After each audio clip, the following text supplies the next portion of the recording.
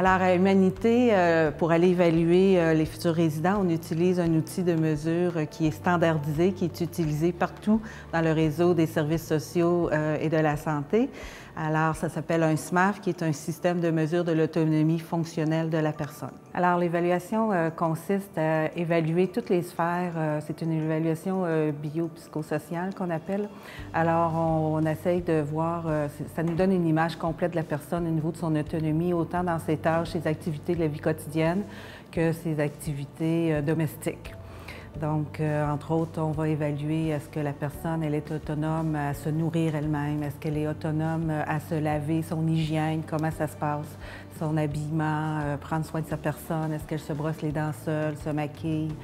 Au niveau des activités domestiques, mais là, on rentre plus dans prendre soin, mettons, de la maison. Est-ce qu'elle est capable encore de faire le ménage, de faire ses courses? Est-ce qu'elle gère son budget elle-même? Alors, c'est ce type d'évaluation-là qu'on fait pour avoir vraiment une idée générale de tous les besoins de la personne. Puis ici, savoir où est-ce qu'on doit combler, l'aider à avoir les soins qu'elle a besoin, puis l'autonomie qu'elle a toujours, on veut la préserver ici. Alors, c'est pour ça qu'on est beaucoup axé sur l'occupationnel. Si une personne est encore capable de faire une partie son lavage, mais elle n'est pas capable peut-être de démêler les couleurs, nous, on va l'assister à la salle de lavage. Elle va pouvoir...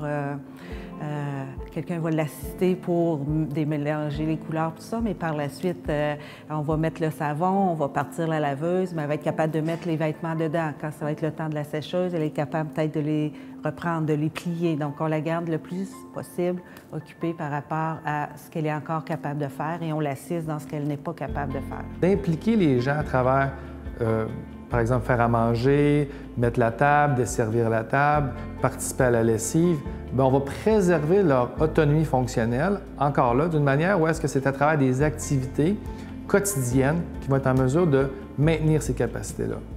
L'histoire de vie chez nous, c'est un outil très, très important qui est à la base de tout.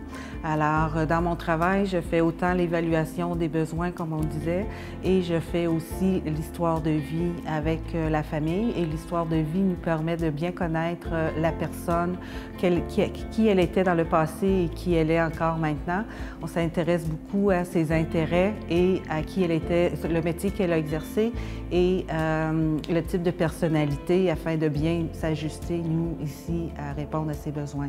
Dans l'histoire de vie, on va chercher vraiment sa routine au quotidien afin d'être capable ici qu'ils puissent poursuivre leur même routine.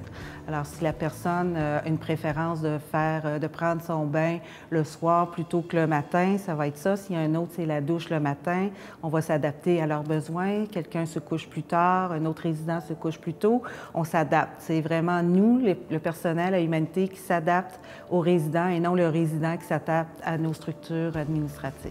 Elle, c'est certain que dans son cours, les gens ont des manifestations différentes. Elle, ces manifestations là, qui sont plus négatives se produisent vers 4 heures, mais eux autres, ils le savent. Elle aimait ça.